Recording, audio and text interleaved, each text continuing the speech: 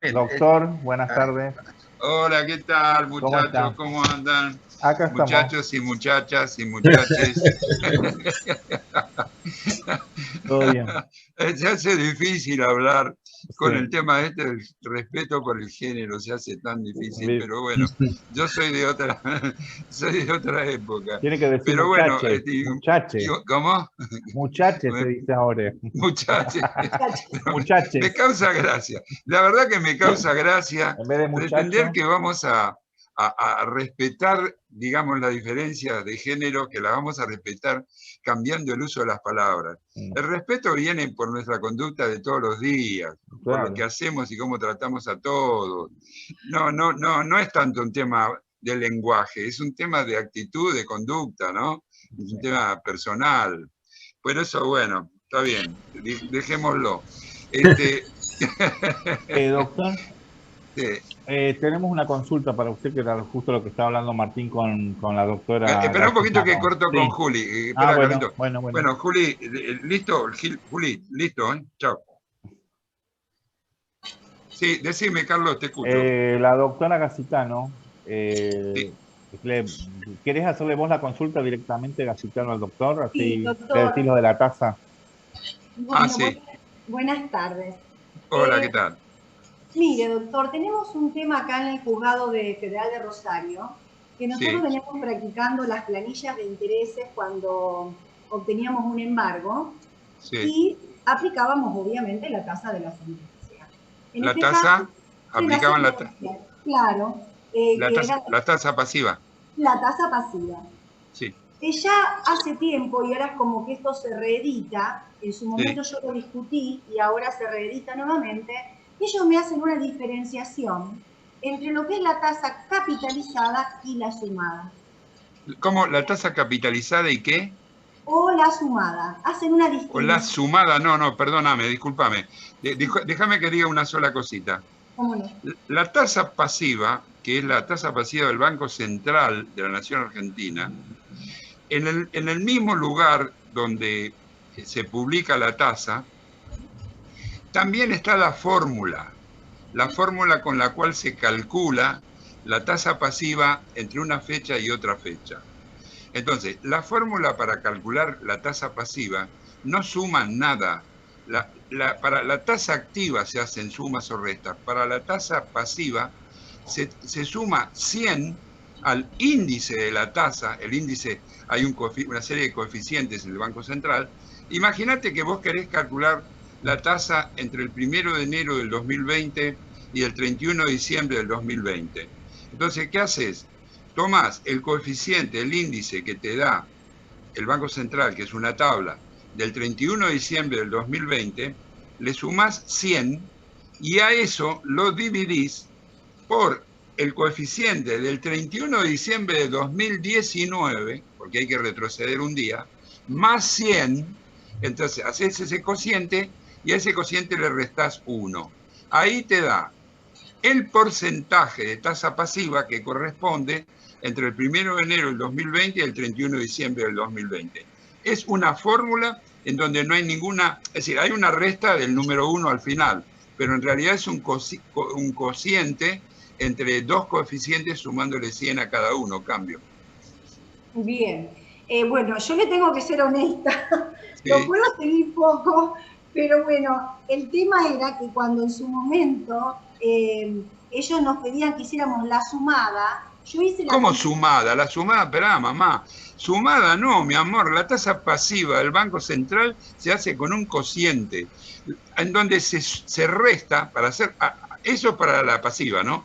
En la Sí, activa, sí, se resta. Vos, por ejemplo, querés saber la tasa activa entre el 1 de enero del 2020 y el 31 de diciembre del 2020, agarrás el número de la serie que hay de tasa activa, el número de diciembre del 2020, y le restás el número del 1 de enero o el 31 de diciembre del 2019 y ahí te da el porcentaje de tasa activa. Ahí sí se resta, pero en la pasiva no, cambio.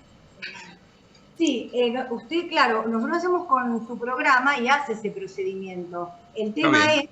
que cuando nosotros ahora le practicamos la planilla, la doctora Aramberri, acá en el Juzgado Federal de Rosario, nos saca el decreto donde nos dice reformule la planilla con la tasa pasiva del Banco Central de la República Argentina, tasa sumada, porque dice que yo la hice capitalizada. No. No hay ninguna capitalización. No hay ninguna capitalización. Capitalizar significa sumar los intereses al capital.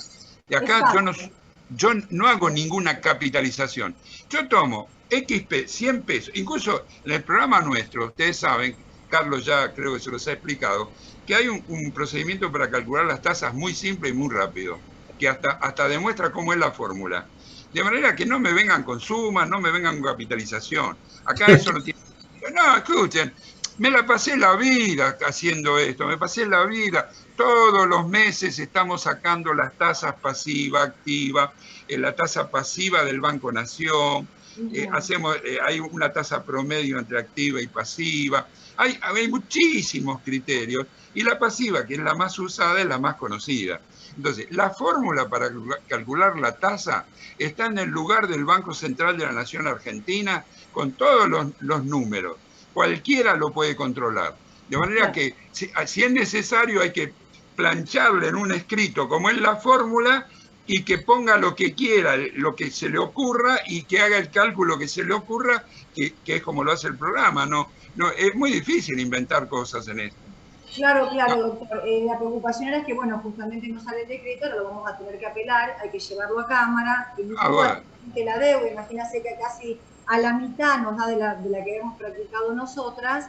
Y bueno, ahora la pregunta, ¿por qué no entendíamos por qué hacían esta disquisición? En su momento, cuando yo lo había planteado, ya les había dicho que no existía esa diferencia en la tasa pasiva de capitalizada y sumada. Pero ahora reeditan este argumento. Claro. Bueno, hay que apelar. Te pregunto algo, ¿es un embargo esto? Sí. Claro, Martín, ¿no puede ser que ella está sumando capital más interés y a eso le hace el interés y por eso le está diciendo que está capitalizando? Ojo, ¿por qué no hacen lo siguiente? Manden lo que ustedes presentaron y el proveído y lo leemos bien. Porque por ahí es como dice Carlos, están diciendo que capitalizaron los intereses, que es distinto a cuestionar la tasa. Exactamente. Es otra cosa. Porque es un embargo. Pido la palabra. Sí, doctor. Sí, no, yo le quería decir a la colega que nosotros trabajamos mucho sobre el tema de capitalización de intereses en caso de mora del artículo 700 y pico del Código Civil.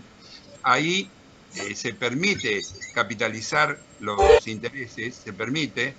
Es el caso particular cuando el juzgado, ustedes presentan una liquidación, ¿no? Porque el ANSES no pagado dentro de los 120 días. Entonces, hacen la liquidación y el juzgado, después se hacen observaciones, finalmente aprueba la liquidación, manda a llevar adelante la ejecución e intima al ANSES a que pague dentro de un plazo. Si el ANSES no paga dentro de ese plazo, por el artículo 700 y pico del Código Civil, que estaba tanto en el Código Civil viejo como en el nuevo, ahí se produce la capitalización, que es, se juntan capital e intereses el día en que se produce la mora para el ANSES. Cuando existe esa situación, ahí se puede calcular la tasa pasiva sobre el capital más los intereses a la fecha de mora hasta el momento en que se produce el pago por embargo. Ojo, ese es el Código Civil nuevo, Código Civil y Comercial nuevo, que también lo tenía el código anterior, ¿no?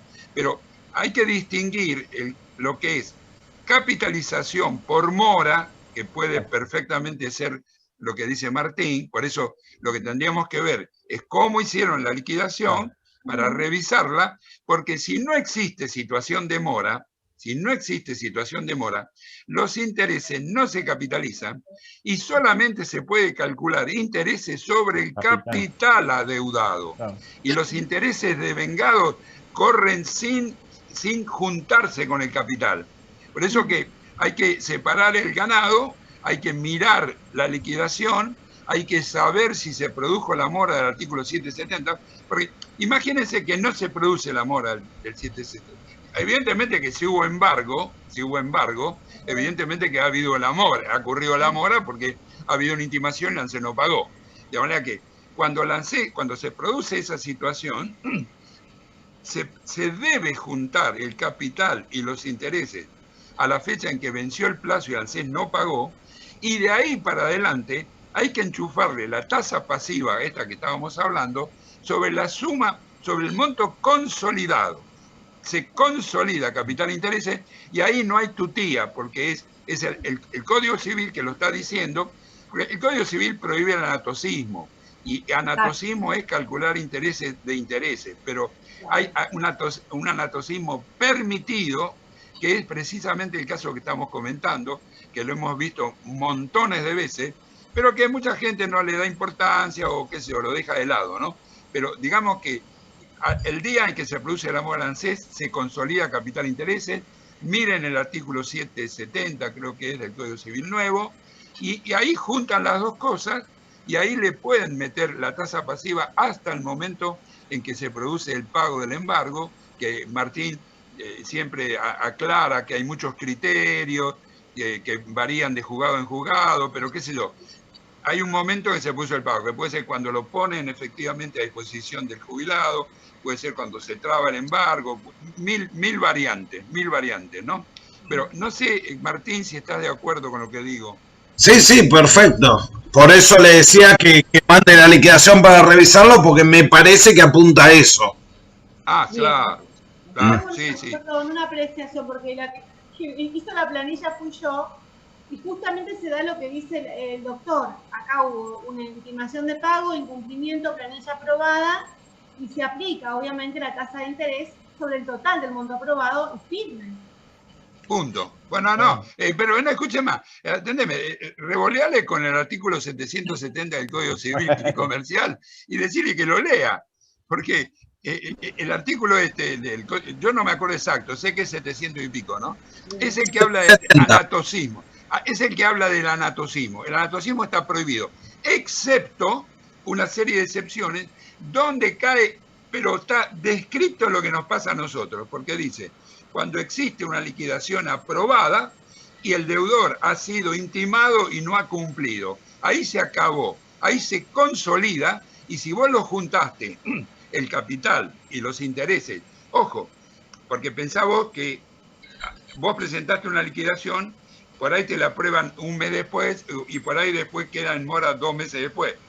Hay un tema de tiempo, ¿no? Pero si vos agarrás el capital y los intereses del cierre de la liquidación, si está más o menos cerca, y lo juntás el día de la mora, de ahí para adelante podés traerlo con intereses. Ahora, si tenés una liquidación muy vieja, tenés que traer el capital solo hasta la fecha de la mora, los intereses solo hasta la fecha de la mora, ahí recién juntarlo para después seguir con la cuenta, ¿no? Cambio. Bien, bueno, cualquier cosa mandamos la liquidación por si hay algo que... ¿A dónde la mando, Martín? Mándenlo al mail de la revista y nosotros la vemos. Info arroba, no sé si lo tienen. Muchas gracias. Muchas gracias. Bueno. No, por favor. Bueno, quería decir algo. A nosotros nos cuesta mucho porque el tema de la mora incide en la consolidación, ¿no? A veces hay mora, a veces no hay mora. Muchas veces nosotros no queremos discutirlo por razones prácticas, lo pasamos, pero digamos que complica mucho el tema de las liquidaciones la existencia o no de la mora.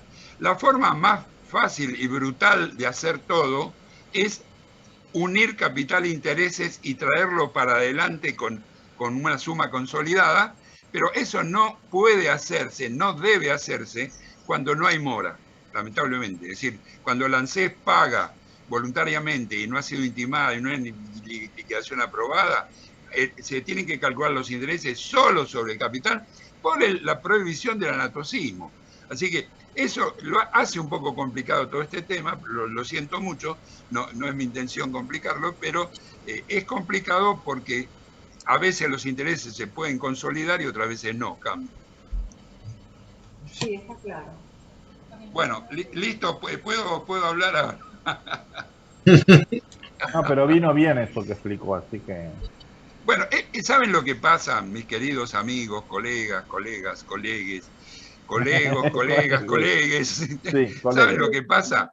Que nosotros, los abogados, no hemos sido entrenados ni capacitados para analizar temas de cálculo de liquidación y de intereses, porque no hay ninguna materia en la Facultad de Derecho que nos hable de liquidaciones, matemática financiera, intereses, todo eso son temas de económicas. En económicas hay una materia que se llama matemática financiera, en donde uno aprende a cómo son todas las tasas que existen, cómo se calculan, la fórmula, mil cosas, pero son temas de números que, digamos, que nosotros como abogados, digamos, no estamos capacitados para hacerlo, y menos la gente de los juzgados, ¿no? De manera que hay que tener un poco de paciencia, pero hay que revolearles con el Código Civil, ¿no? El principio fundamental acá es que no hay ningún plazo de capital adeudado que no sufra intereses.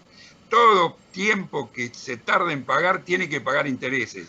Yo he escrito mucho sobre intereses compensatorios, intereses moratorios, intereses punitorios, y acá en lo nuestro se abre el tema de los intereses moratorios, que habría que pedirlo ya de movida en la demanda habría que pedir interés moratorio para el caso de que cumplidos los 120 días la ANSES no pague, porque ahora, con el Código Civil nuevo, tenemos la mora automática. Quiere decir que el día 121 la ANSES está en mora, y si hubiera en la sentencia, si se hubiera fijado, además del interés compensatorio, si hubiera fijado el interés moratorio, que es otro, y que no obsta al compensatorio, porque lo que hace es complementarlo, digamos, castigar la mora. El compensatorio trata, como dice la palabra, compensar la demora o la pérdida de valor del dinero, pero el moratorio castiga al deudor en mora. Entonces, si uno lo pide en la demanda, nosotros, Martín, nosotros ya lo estamos pidiendo en la demanda hace bastante, ¿verdad? Sí, de hecho ellos en los modelos de los programas ya lo tienen también. Bueno, está bien. Eso, ojo, fíjense que yo trabajé muchísimos años sin pedir nunca interés moratorio, hasta que un día me cayó la ficha, estudié a fondo el tema del Código Civil y me di cuenta que había que pedir interés moratorio. Entonces, ahora nosotros lo metemos en las demandas. En la demanda, además de fijar el interés compensatorio, también debería fijar, para el caso eventual de que el ANSES caiga en mora automática, tendría que fijar otra tasa que se superpone con el compensatorio para castigar al deudor moroso.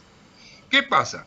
Si eso no lo tienen en la demanda, porque no le hicieron como lo hacía yo antes, sin pedirlo, lo pueden pedir cuando inician la ejecución, porque ya la ANSES está en mora. Entonces ahí en el escrito de la ejecución, además de la liquidación, pueden pedir que, y ya tuvimos un caso de un juzgado de Dolores, no sé si te acordás, Martín, de una abogada que ahora no me acuerdo cómo se llama, pero nosotros lo publicamos. Sí. Y entonces ahí el juzgado, como era la situación esta, fijó la tasa de interés moratorio. Entonces, si uno no lo pide en la demanda y no está resuelto en la sentencia, se puede pedir al iniciar la ejecución, se va a fijar otra tasa, que sería la del moratorio, y ahí habría dos tasas que tanto la gente se ha quejado contra la tasa pasiva comparándola con la activa, muchos que hablan que la activa es mejor. Ojo, en el año 2020 muchas veces la tasa pasiva en determinados periodos da más que la tasa activa, ojo, ¿no? Pero en este caso, si tuviéramos una tasa pasiva para interés compensatorio en la sentencia y le agregamos otra tasa que puede ser activa o pasiva, ahí la suma de las dos tasas ya supera totalmente la inflación. Yo he dado charlas en donde lo he explicado y ahí ya no hay ninguna pérdida, porque da más que la inflación la suma de dos tasas en lugar de una, ¿no? Pero bueno, esto se los digo porque, digamos, juegan los dos intereses, los compensatorios y los moratorios, y no hay que perdonarle los intereses moratorios a ningún deudor en mora a cambio.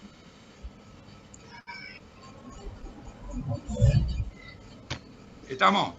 Estamos. Sí, doctor. Bueno, pero ahora voy a hablar algo de lo que yo pensaba, porque supongo que contesté las dudas, ¿no? Sí. Espero, Sí. tengo la esperanza de haber aclarado dudas.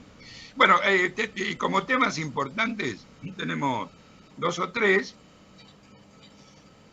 Uno de ellos es el aumento de marzo, ¿no? ¿Cuánto va a ser el aumento de marzo? Gran pregunta, ¿no? ¿Cuánto va a ser? ¿Cuánto va a ser el aumento de marzo? A ver, adivinador. Bueno, estuve haciendo las cuentitas con la fórmula nueva de la ley de movilidad reciente y ustedes saben que hay un componente del 50% de incremento de los recursos tributarios que van al CES, que han cambiado mucho con relación a la ley anterior, y hay un 50% de RIPTE o de salario del INDEC. Bueno, se va a armar una gran reacción porque los recursos tributarios del trimestre se pueden considerar equivalentes a un 7%, del cual hay que darle el 50%, es decir que el aumento va a tener una integración del 3,5 vía impositiva y va a tener una integración del 50% del RIPTE, que ya está el RIPTE de diciembre. Con el RIPTE de diciembre habría un 8% en el trimestre, que sería, hay que darle la mitad, entonces 4 más 3,5 hacían 7,5, pero como también juega el índice de salario del INDEC, ese índice todavía falta el de diciembre. Hasta noviembre el crecimiento era de un 10%, de manera que si tomamos el 5 más el 3,5 estaría el 8,5.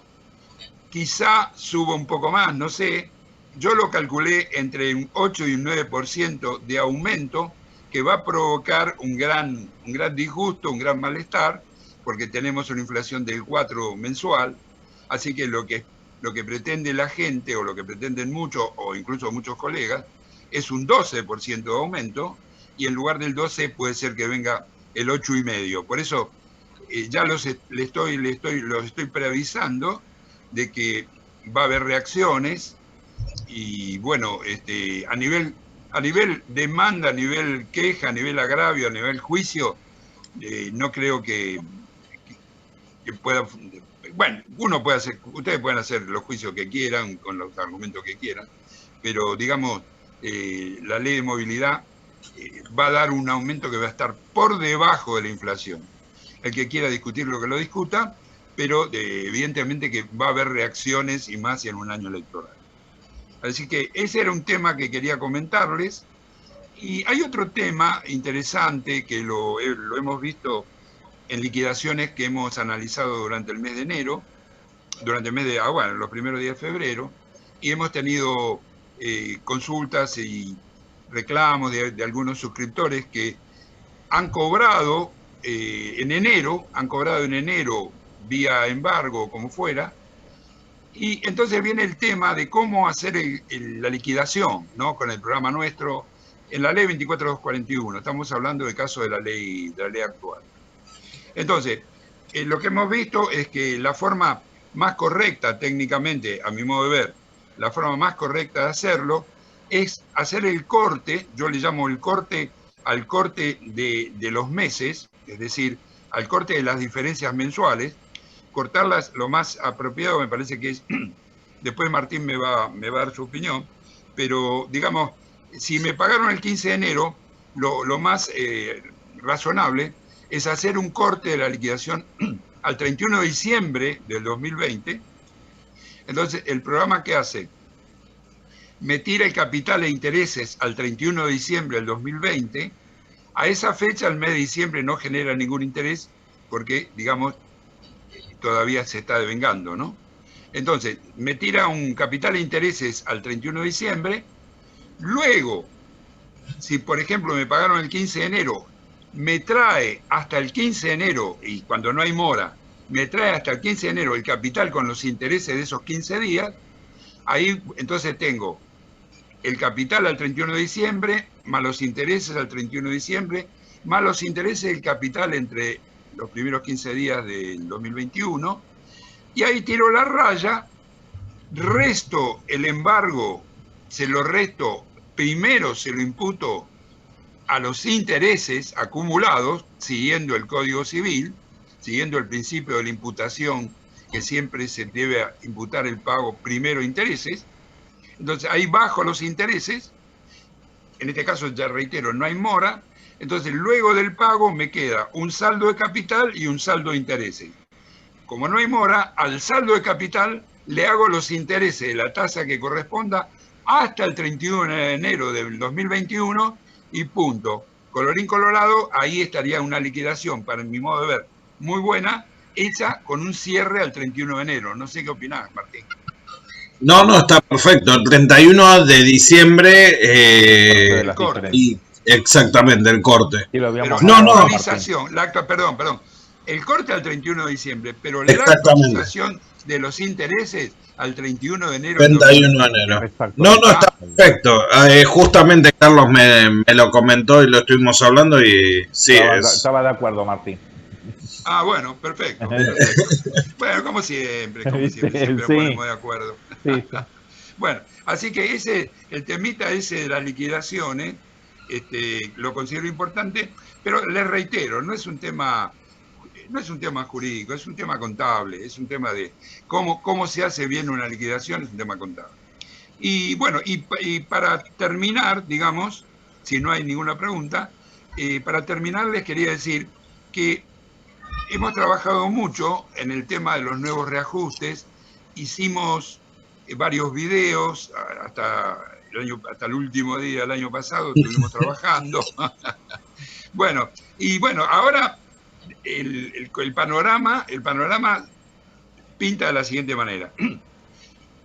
Cuando hay fechas de adquisición anteriores a la 27.426, es decir, anteriores al 29 de diciembre de 2017, sabemos que sigue rigiendo el IF, con lo que cualquier asunto que tengamos lo podemos manejar con el IF.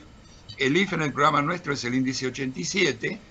Ahí, hoy me mandaron un fallo de sala 2 de acá de Capital, que creo que es exactamente igual al de Fernández Pastor.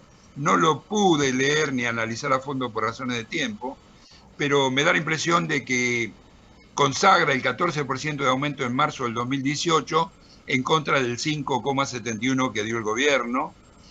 De manera que nosotros tenemos un índice, el 87 bis, que nos hace el cálculo con el aumento del 14% en marzo y sin aumento en junio y de nuevo con los aumentos en septiembre de 2018.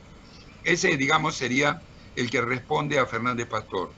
Y tenemos también el IN 87 TRI, que nos hace el IF con el índice del 14%, con el aumento del 14% en marzo del 2018, más todos los aumentos suspendidos en el 2020, que es otra cuestión que nosotros podemos pedir en base al fallo de la Cámara Federal de Paraná. De manera que hoy por hoy, con ceses anteriores al 28 de diciembre del 2017, lo que podemos hacer es pedir el aumento del 14% de marzo del 2018 más todos los aumentos suspendidos. Esa sería como una opción de máxima a la que se le pueden agregar cuestionamientos a los distintos topes que existen, con lo cual se podría fundamentar una demanda en todas estas cuestiones, ¿no? En cuanto a los ceses posteriores al 28 de diciembre de 2017, que ya entran con la 27.426, es difícil cuestionar el haber inicial de ANSES porque se hace actualizando remuneraciones históricas con RIPTE, que es un índice legal, y en base al caso Blanco no se lo puede cuestionar porque está establecido en la ley y es un índice salarial. De manera que si no hay problemas con los topes, el haber inicial de ANSES es difícil de cuestionar. Pero luego de sacar el haber inicial, cuanto más lejos esté del 2020 mejor. ¿Qué ocurre? Uno, al haber inicial de ANSES, le puede adicionar el 14% de marzo del 2018, más todos los aumentos suspendidos del 2020. Con lo cual, en haberes interesantes, en haberes grandes, puede haber motivo para hacer una demanda y para reclamar esas diferencias, porque también es una opción de máxima, digamos, ¿no? Pensando que eso se puede ganar. De manera que hasta el momento, digamos, esto es lo que yo veo y punto. No sé si me quieren preguntar algo. ¿Alguno quiere hacer alguna pregunta? Levanta la mano.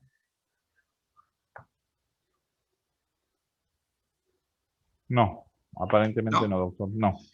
Bueno, les mando un saludo grande. Les agradezco, les agradezco a todos que hemos empezado el nuevo año 2021. Sí. Empezamos trabajando y bueno, estamos a disposición de ustedes, como estuvimos siempre, para dar una mano y aclarar cualquier duda y dar la información que sea necesaria.